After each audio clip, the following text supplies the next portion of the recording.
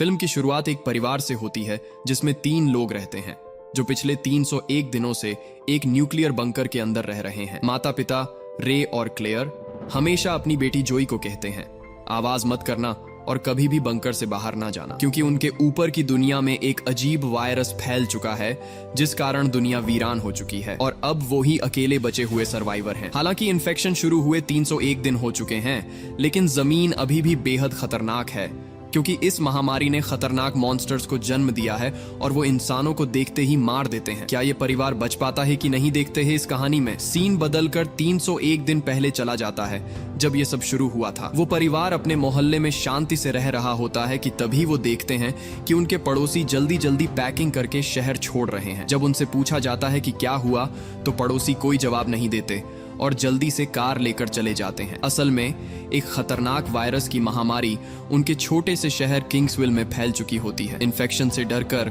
लोग अपने घर छोड़कर हाईवे से बाहर निकलने लगते हैं, लेकिन आधे रास्ते में सीडीसी उन्हें रोक देता है और पूरे इलाके को क्वारंटीन घोषित कर देता है। जैसे ही लोग कारों से बाहर निकलते हैं तभी 2 फाइटर जेट्स उन पर कई बम गिरा देते हैं। डरे हुए लोग चीखते भागते हैं और माहौल अफरा तफरी से भर जाता है। इस बीच रे अपने परिवार को पास के एक स्कूल में ले जाता है। तभी एक और बम पास में गिरता है और उन्हें वहीं एक हैच मिलता है जो उन्हें बंकर के अंदर ले जाता है। अब कहानी वापस वर्तमान में आती है। एक रात जोई डरावने सपने से जाग जाती है जिसमें उसे दिखता है कि मॉन्स्टर उनके बंकर में घुस रहे हैं। माँ उसे तुरंत शांत कराती है और भरोसा दिलाती है कि वो सुरक्षित है क्योंकि उसके पापा रे बाहर पहरा दे रहे हैं। उसकी चिंता कम करने के लिए क्लेयर जोई को रे से मिलने ले जाती है जो अभी अभी अपनी शिफ्ट खत्म करके वापस आया होता है। रे भी उसे भरोसा दिलाता है कि वो सुरक्षित है और उसे सीढ़ी चढ़ने देता है जो बंकर के एग्जिट तक जाती है। जैसे ही जोई ऊपर पहुंचती है वो देखती है कि एग्जिट का दरवाजा कई मजबूत चेन से कसकर बंद किया गया है। ये देखकर घबराई हुई जोई को यकीन हो जाता है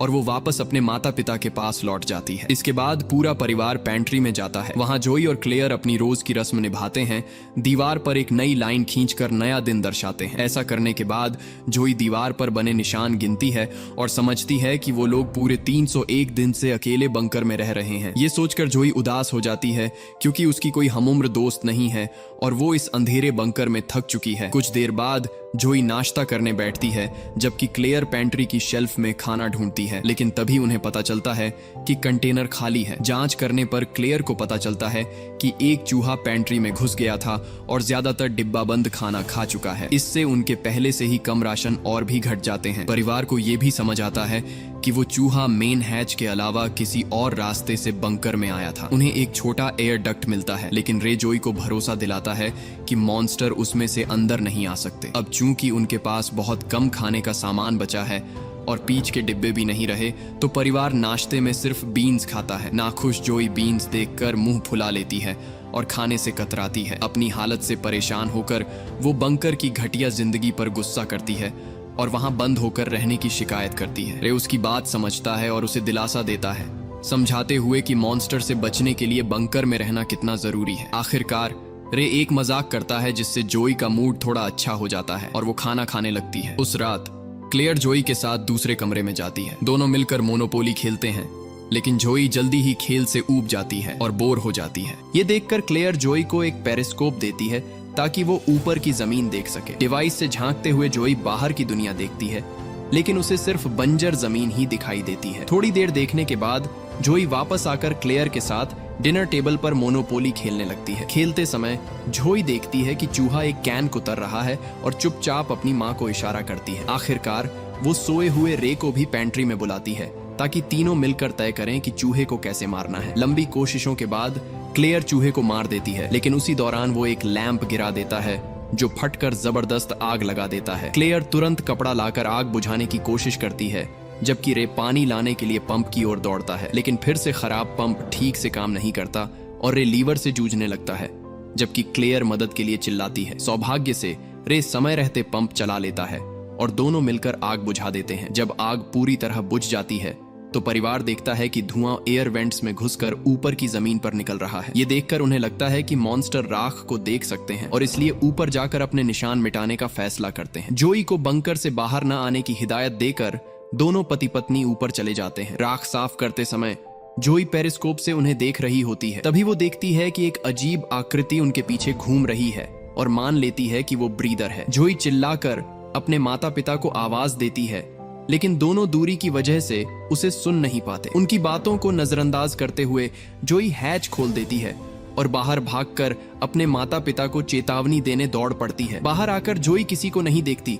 और उनके नाम पुकारते हुए इधर उधर भटकती है। अचानक क्लेयर पीछे से आकर उसका मुंह दबा देती है ताकि वो और जोर से चिल्लाए नहीं। जैसे ही क्लेयर उसे छोड़ती है, जोई अपने माता पिता को उस अजीब आकृति के बारे में बताती है। ये सुनते ही तीनों जल्दी से हैच की ओर भागते हैं और बंकर में लौट आते हैं। जैसे ही वो अंडरग्राउंड पहुंचते हैं, उन्हें ऊपर जमीन पर ब्रीदर के भारी कदमों की आवाज सुनाई देती है। पकड़े जाने से बचने के लिए तीनों खामोश रहते हैं और घबराते हुए छत पर चलने की आवाज सुनते हैं। जैसे ही कदमों की आहट कम होने लगती है, अचानक जोई की गुड़िया पास के पाइप में फंस जाती है और शोर मचाती है। डर के मारे रे तुरंत गुड़िया पकड़कर उसे तोड़ देता है ताकि वो आवाज न करे, लेकिन तब तक देर हो चुकी होती है क्योंकि ब्रीदर ने आवाज सुन ली होती है और हैच को जोर से तोड़ने लगता है। ये देखकर रे और क्लेयर सीढ़ी पर चढ़कर दरवाजे को फंसा देते हैं और ब्रीदर को अंदर आने से रोक लेते हैं। जब उन्हें कोई और आवाज नहीं सुनाई देती तो वो वापस नीचे उतर आते हैं और जोई से मिलते हैं, लेकिन ये राहत ज्यादा देर तक नहीं रहती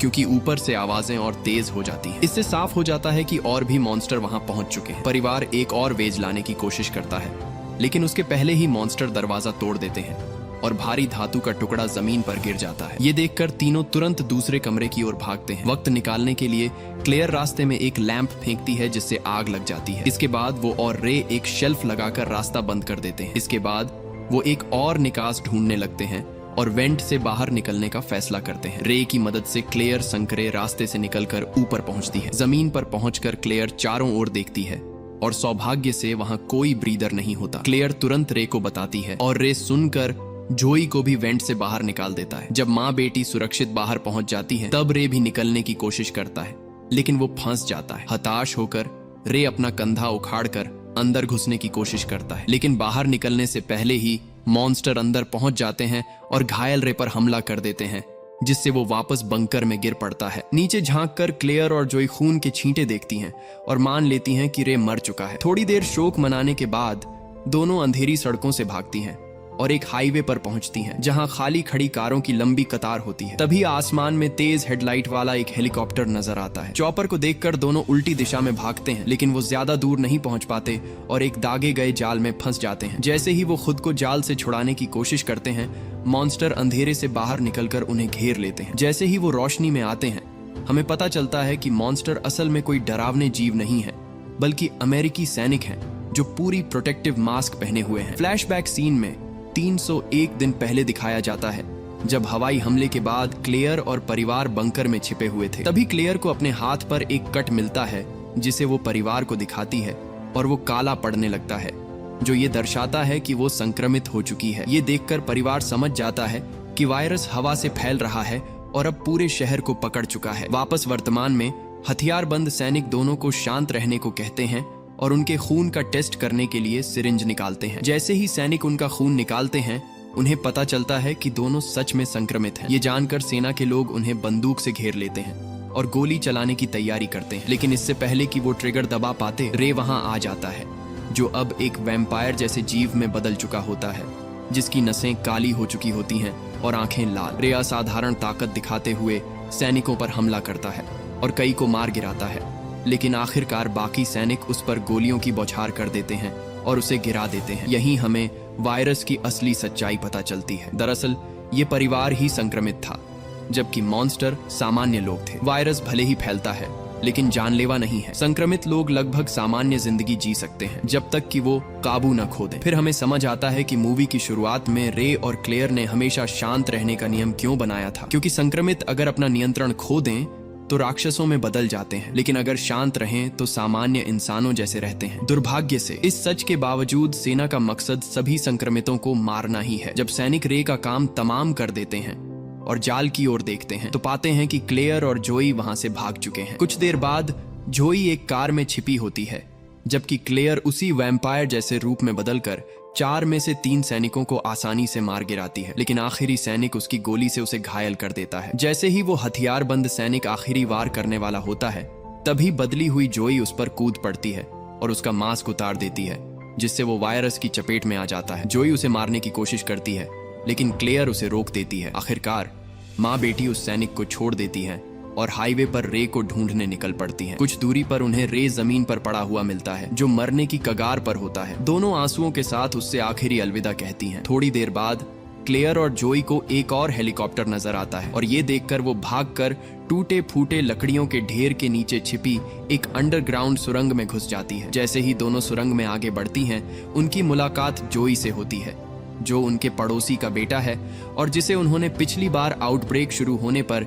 1 साल पहले देखा था। छोटा लड़का उन्हें एक हैच तक ले जाता है और उसे खोलकर एक सीवर सिस्टम दिखाता है। अंदर जाकर क्लेयर और जोई देखती हैं कि वहां और भी संक्रमित लोग रह रहे हैं, जो महीनों से किंग्सविल के सीवर में छिपे हुए हैं। ये देखकर माँ बेटी को राहत मिलती है कि उनके जैसे और लोग भी हैं। जोई हैच से नीचे उतरकर स्वागत करने वाले समूह में शामिल हो जाती है और क्लेयर भी उसके पीछे आती है। मूवी का अंत होता है जब क्लेयर खून भरी आंखों से सूरज की ओर देखती है और आखिरकार हैच को बंद कर देती है। इसी सस्पेंस के साथ मूवी एंड हो जाती है।